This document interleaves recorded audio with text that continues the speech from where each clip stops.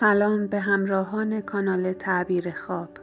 در ادامه تعبیر خواب از نظر معبران معروف و مطرح برای شما بیان خواهد شد.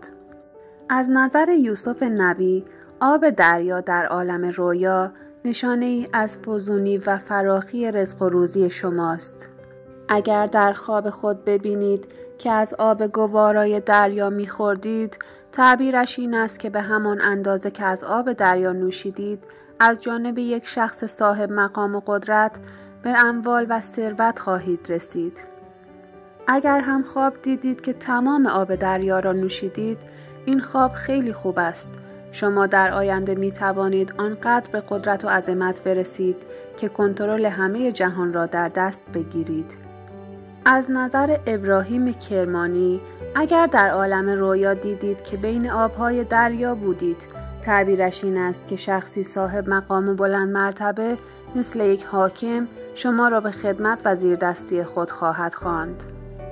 به تعبیر دیگر، امکان دارد که شما از مردی بسیار دانا و صاحب علم اطاعت و فرمانبرداری کنید، به بیانی مطیع و طرفدار او خواهید شد.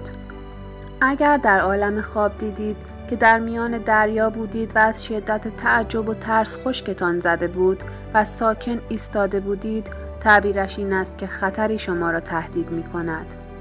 اگر ببینید که از دریا خارج شدید، تعبیرش این است که از غم، دوری، رنج و عذاب فاصله خواهید گرفت. اگر در عالم رویا دیدید که از آب دریا می نوشید و این آب بسیار سرد است، این رویا نشان می دهد که شما از دانش و علم خود به نحو احسن استفاده می کنید. اگر شما در زندگی حقیقی جزو طبقه مردم عام می باشید، این خواب نشان می دهد که از جانب یک فرد صاحب مقام و قدرت شما در امان خواهید بود و او از شما حمایت و پشتیبانی خواهد کرد. به تعبیر دیگر، احتمال این است که شما تصمیم بگیرید به دنبال تحصیل علم و دانش بروید. چنانچه از آب دریا نوشیدید و آن آب بسیار داغ و گرم بود، تعبیرش این است که شما مرتکب گناه و معصیت خواهید شد و به طور کلی تفسیر چنین خوابی بسیار بد و ناخوشایند خواهد بود. اگر در خواب شما دریا حالت لجن و گنداب شده بود، تعبیرش این است که شما با کسی و یا نسبت به چیزی نفرت و دشمنی پیدا می کنید و از این بابت بسیار هراسان و آشفته خواهید شد. اینطور که خواب شما نشان می دهد، این دشمن بسیار خطرناک و قوی است. و اما تعبیر این خواب از نظر محمد ابن سیرین، چنانچه ببینید از آب گوارا و پاک دریا می نوشیدید، این خواب نشان می دهد که از کسی که جایگاه والایی در جامعه دارد به ثروت و دارایی خواهید رسید. اگر دیدید روی آب دریا یا رودخانه در حال راه رفتن هستید، این خواب نشان می دهد که شما فردی هستید با ایمان قوی و محکم و همچنین اعتقادات پاک و نیت خالصی دارید. چنانچه ببینید که با آب دریا یا رودخانه در حال غسل کردن هستید، این خواب نشانه خوبی است.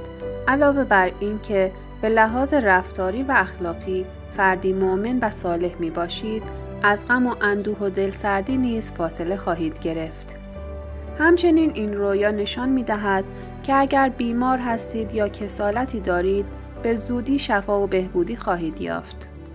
اگر قرض دارید و بدهکار هستید، به لطف خدا و تلاش خودتان تمام بدهی هایتان را پرداخت خواهید کرد. اگر در بند و یا حبس هستید نیز آزاد و رها خواهید شد.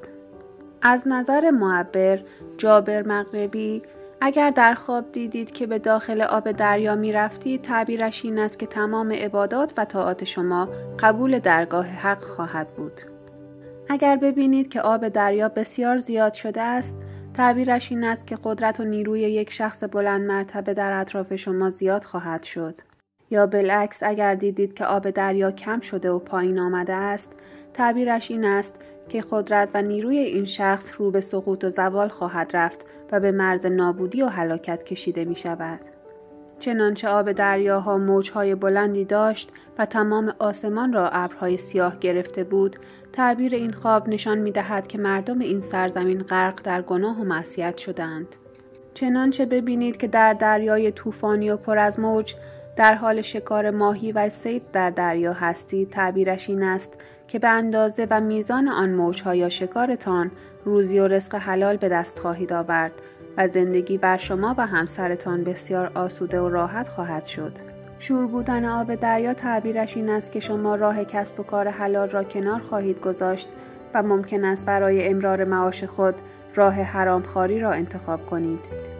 خشک شدن آب دریا نشانه نابودی و هلاکت است برای کسانی که از قدرت و نفوذ زیادی در دنیای واقعی برخوردارند.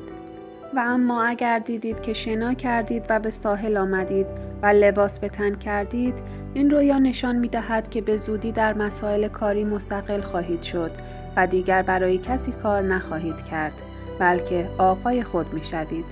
و در آخر برخی معبران معتقدند که اگر در دریای متلاطم نشسته بودید و آن را تماشا می کردید، در واقع نشانه خوبی نیست و امکان دارد یکی از فرزندان شما گرفتار بیماری و کسالت جسمی شود. از اینکه با تماشای این ویدیو از کانال من حمایت کردید از شما سپاسگزارم. برای تعبیر خواب آب و دیگر تعبیر خواب‌ها به کانال من سر بزنید.